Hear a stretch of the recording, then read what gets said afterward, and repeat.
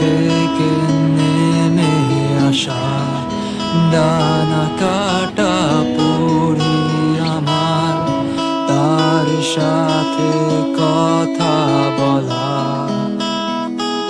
হলো না আমার।